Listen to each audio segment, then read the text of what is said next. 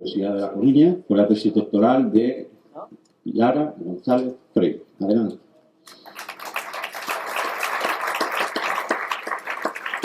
Bueno, buenos días a todos. Primero agradecer a Chenda y a la asociación por haberme invitado a participar en estas jornadas. Tengo que agradecer también a mi amiga y maestra Carmen Arávila, aquí presente, ya que sin ella pues este trabajo no habría tenido sentido. Y también a la doctora Ana Batalla, que no ha podido acudir también por guiarme en todo el proceso de elaboración. Como sabéis, las enfermedades raras son las enfermedades de baja prevalencia. El 80% cursan con una incapacidad crónica y grave, tienen una alta tasa de morbimortalidad, afectan a la calidad de vida de los pacientes, en torno al 70% son de origen genético y muchas de ellas se tardan hasta 4 años en obtener un diagnóstico. En ellas la investigación es escasa, ya no solo por el número reducido de pacientes, sino también por la baja rentabilidad de los ensayos clínicos y por los problemas ético-legales que nos podemos encontrar a la hora de realizarlos, ya que muchos de estos pacientes son pacientes pediátricos. Es por esto que muchas de estas patologías, las fórmulas magistrales son la única opción de tratamiento para estos pacientes. Ya centrándonos en la ictiosis y en su tratamiento tópico, pues tenemos una batería limitada de emolientes y queratolíticos para su aplicación tópica, que se puede limitar incluso más si tenemos en cuenta que muchos de ellos tienen ciertas reacciones adversas potenciales que pueden limitar su aplicación. De todos estos, la base de nuestras fórmulas magistrales fueron la N-acetilcisteína y la urea.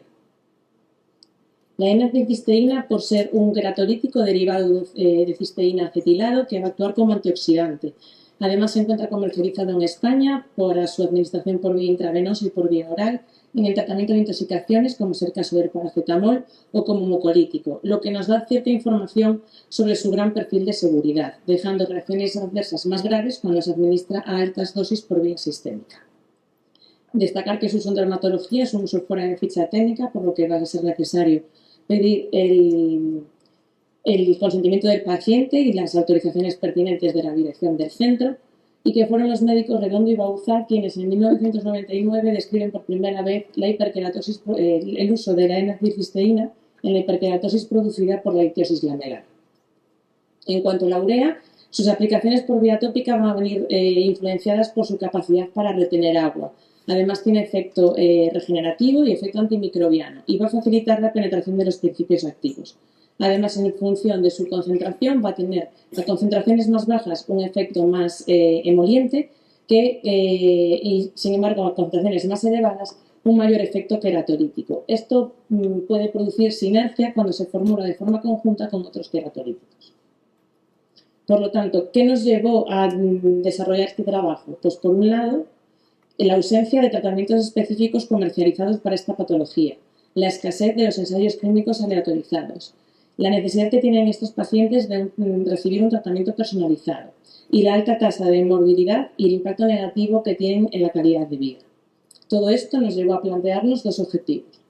Por un objetivo principal, que consistía en desarrollar y evaluar fórmulas magistrales innovadoras, bien como alternativas terapéuticas o complementarias a los tratamientos que ya existían o que ya existen, que se enfocasen en mejorar la sintomatología de los pacientes y minimizar los efectos adversos. Y como objetivo secundario, analizar y cuantificar el impacto de la ictiosis y su tratamiento en la calidad de vida de nuestros pacientes. ¿Cómo lo llevamos a cabo? Para la selección de los principios activos y las materias primas o medicamentos candidatos, tuvimos en cuenta la legislación vigente. Las materias primas son la base de la formulación magistral y tienen que ser sustancias de acción e indicación legalmente reconocidas en España. Además, tienen que cumplir criterios de pureza, de identidad, de riqueza y de seguridad. Para el desarrollo de las nuevas fórmulas magistrales, tuvimos en cuenta las guías de buenas prácticas de preparación de medicamentos en los servicios de farmacia hospitalaria publicadas por el Ministerio de Sanidad en el 2014. Estas guías establecen una serie de requisitos que tienen que cumplir las fórmulas magistrales para garantizar la calidad del preparado final y la seguridad del paciente, además de mantener todas sus propiedades físico-químicas, microbiológicas y terapéuticas durante todo el periodo de validez. Además, para desarrollar y para elaborar las fórmulas magistrales y realizar sus controles de calidad, seguimos los procedimientos descritos en el formulario nacional. Para la validación galénica y establecer ese periodo de validez, además de los requisitos de la guía de buenas prácticas, tuvimos en cuenta los numerosos factores que pueden afectar a la estabilidad de una fórmula magistral. Teniendo en cuenta estos factores y guiándonos por la guía de buenas prácticas, le establecemos un periodo de validez de 30 días. En cuanto a la población de estudio, decir que el Complejo Hospitalario Universitario de Pontevedra está formado por 3 hospitales y se incluyeron en el estudio todos los pacientes diagnosticados de ictiosis por parte del Servicio de Dermatología que recibieron tratamiento al menos con una de las fórmulas que nosotros desarrollamos en el servicio de farmacia. Analizamos variables demográficas, edad y sexo, la tolerancia, aceptabilidad y respuesta de los pacientes al tratamiento con estas fórmulas, la calidad de vida tanto por un cuestionario general como por un cuestionario específico de pacientes con ictiosis, la satisfacción con las características de las fórmulas. Para ello diseñamos un cuestionario específico que evaluaba 5 ítems: el olor, el color, la extensibilidad, la textura y la posibilidad de manchar la ropa, y estos ítems se puntuaba cada uno de ellos entre 0 y 5, siendo 0 la mejor puntuación y 5 la peor. Y también valoramos la adherencia al tratamiento. Como bases de datos usamos la historia clínica electrónica, el aplicativo informático de dispensación a pacientes externos del servicio de farmacia y el aplicativo informático de elaboración de fórmulas magistrales también de nuestro servicio. Para el análisis estadístico, las variables cuantitativas las expresamos como medio de desviación estándar, las variables cualitativas como distribución de frecuencias. Analizamos la diferencia entre los cuestionarios de calidad de vida antes y después del tratamiento con una prueba TED-Student, estableciendo un nivel de significancia estadística con una P inferior a 0,05, utilizando los softwares SPSS y el R-Statistics. Por supuesto, este estudio fue aprobado por el Comité de Ética de la Investigación con Medicamentos de Galicia. ¿Qué resultados obtuvimos? Pues en un primer lugar, el desarrollo de todas las fórmulas. Todo comenzó con un paciente que actualmente tiene 15 y 16 años, que nace como bebé colodión que se le diagnostica ictiosis lamelar. A pesar de la batería de emolientes que el paciente había recibido, tenía fisuras, muñecas y tobillos, intenso prurito, descamación poligonal en grandes láminas, descamación en el cuero cabelludo, distrofia ungueal en los pies y atropión moderado. Cuando el paciente tiene 4 años de edad, el servicio de dermatología nos solicita una fórmula magistral de N-acetilcisteína y urea. Desde el servicio de farmacia realizamos una búsqueda bibliográfica y el punto de partida es una publicación realizada por Basotti. De toda esta búsqueda bibliográfica obtuvimos 2 composiciones, 2 procedimientos normalizados de trabajo, y desde el servicio de farmacia decidimos elaborar una fórmula magistral de N-acetilcisteína y urea, al 10% de N-acetilcisteína y al 5% de urea, que mejor se adaptase a las características de este paciente. Pero la fórmula presentaba 2 inconvenientes. En un primer inconveniente, que era un intenso olor desagradable sulfúreo que descendía la fórmula y que impedía la administración del tratamiento, la dificultaba. Entonces intentamos mitigar este olor incorporando a la composición esencia de romero. Y por otro lado, al administrar el paciente tenía cierta irritación cutánea. Esto era debido al carácter fuertemente ácido que tiene la molécula de N-acetilcisteína. Entonces incorporamos hidróxido sódico en la composición para aumentar el pH y que fuera más acorde al habitual de la piel. Posteriormente, esta es la evolución de la primera fórmula magistral elaborada, en la que posteriormente le incorporamos aceite de argán para aportar mayor hidratación y elasticidad a la piel. El cuero cabelludo tiende a ser más oleoso, tiende a formar más sebo y entonces se va a beneficiar de unas fórmulas magistrales que sean más solubles en agua. Por lo tanto, para desarrollar la loción capilar, modificamos la composición e incorporamos propilenglicol, que es una base más hidrosoluble, más ligera y que va a facilitar la distribución del principio activo en el cuero cabelludo. Estos champús normalmente se administran, se dejan actuar y posteriormente se retiran.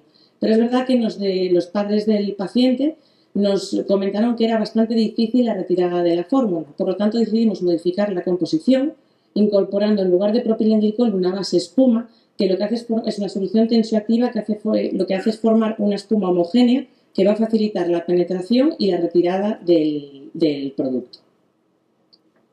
A diferencia de la cara, el tronco, las extremidades, que se benefician de fórmulas de fase externa acuosa más ligeras, las palmas de las manos y las plantas de los pies se van a beneficiar de unas cremas más grasas. Para ello, para desarrollar la fórmula específica de manos y pies, modificamos la composición inicial incorporando al 50% una base crema de fase externa acuosa con vaselina filante, que es un excipiente más hidrófobo que va a favorecer y aumentar la permanencia del principio activo, que además disminuye la hiperkeratosis y la fisuración y que tiene una buena tolerancia cutánea.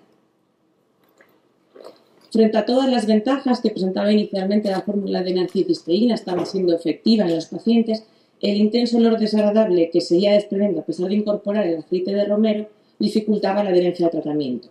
Entre todas las posibilidades que hay para buscar medicamentos para una misma indicación o fabricar nuevos medicamentos para una misma indicación que tengan al menos los mismos beneficios y reduzcan los efectos adversos de los ya existentes, es buscar moléculas que tengan una estructura química similar. Por lo tanto, aquí es como surgió el desarrollo de la fórmula de carbocisteína. Desde el servicio de farmacia evaluamos la molécula de N-acetilcisteína y todos sus metabolitos y seleccionamos unos criterios de selección de la molécula. Los indispensables eran que la materia prima estuviera comercializada en España por un laboratorio autorizado por la Agencia Española del Medicamento, que además estuviera como monocomponente y que estuviera autorizado para uso humano, porque así nos iba a dar cierta información sobre el perfil de seguridad de la molécula, aunque la vía de administración fuera diferente. Entre todas las moléculas evaluadas, que fueron 5, seleccionamos la carbocisteína por ser aquella que cumplía, la única que cumplía todos los criterios de selección establecidos. Mantuvimos la asociación con urea, porque igual que se había visto un efecto sinérgico con la N-acetilcisteína, se supuso que con la carbocisteína pasaría lo mismo, y también la misma concentración. Se eliminó de la composición inicial la esencia de romero, en la carbocisteína ya no desprendía ese olor desagradable, por lo tanto ya no había que enmascararlo, y además incorporamos glicerina en la composición porque en una primera elaboración, a la hora de aplicarla, tenía un aspecto arenoso, se notaba bastante el tamaño de partícula, y entonces decidimos aumentar el polvo con glicerina para disminuir este efecto y así lo conseguimos. El paciente también presentaba ectropión y entonces desarrollamos un gel de tazaroteno. El tazaroteno es usado tópicamente para el tratamiento del acné y la psoriasis en placa, presenta una limitada absorción dérmica y presenta un rápido metabolismo y excreción, por lo tanto lo hace una molécula bastante segura para su administración por vía tópica. Las presentaciones comerciales son al 0,05% y al 0,1% y desde el servicio de farmacia proponemos diluir esta concentración ya no solo para evitar reacciones dosis dependientes, sino para probar también la tolerancia del paciente. Para esta dilución utilizamos un gel carbómero, no solo porque era un excipiente de la presentación comercial, sino también porque es un buen agente emulsificante, viscosizante, suspensor y gelificante. Tuvimos que dejar de elaborar esta fórmula porque cesó la comercialización de la presentación comercial, que creo que actualmente vuelve a estar disponible, pero no lo puedo garantizar 100%. Y también rescatamos del formulario nacional el glicerolado de almidón, que era un preparado oficinal descrito en él, que había caído en desuso, pero que se está rescatando no solo por su alto contenido en glicerina, sino también por las propiedades emolientes y protectoras que presenta el almidón.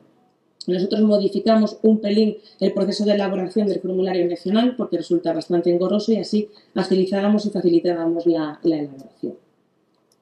En total tuvimos 6 pacientes, son pocos pacientes, es una enfermedad rara, pero teniendo en cuenta que es un único área sanitaria, pues nos pareció una muestra que podría ser representativa de este trabajo.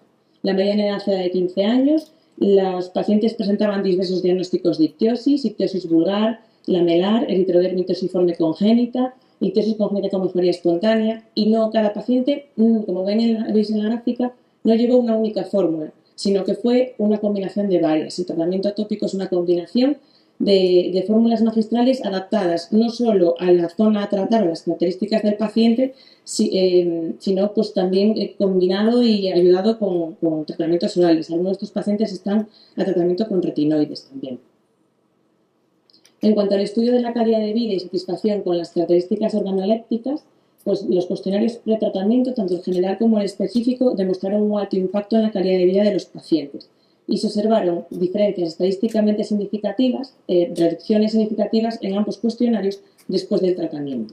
En cuanto a la satisfacción con las características organolépticas, todos los pacientes mostraron estar satisfechos con una puntuación de 2,8, recordemos que 5 era la peor puntuación, siendo el olor la característica que peor era valorada.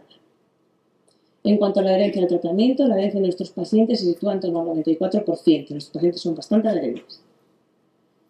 Como conclusión es decir que se han desarrollado y personalizado fórmulas magistrales específicamente dirigidas al tratamiento de la ictiosis, abordando de manera efectiva las necesidades individuales de cada paciente, que estas fórmulas no solo han llenado un vacío terapéutico, sino que también han demostrado su eficacia en la mejora de los síntomas asociados a la ictiosis en nuestros pacientes, que la personalización y la adaptabilidad de estas fórmulas han llevado a una notable aceptación y tolerancia, resultando en una adherencia terapéutica alta. La influencia de las ictiosis en la calidad de vida de los afectados es elevada, influyendo negativamente en su bienestar físico y emocional, y que el empleo de estas fórmulas en tratamientos tópicos ha evidenciado una mejora significativa en su calidad de vida. Y estos resultados pues, subrayan la importancia de las intervenciones personalizadas y enfocadas en el paciente, resaltando el valor de las fórmulas magistrales en el tratamiento de estas condiciones dermatológicas complejas. Muchas gracias.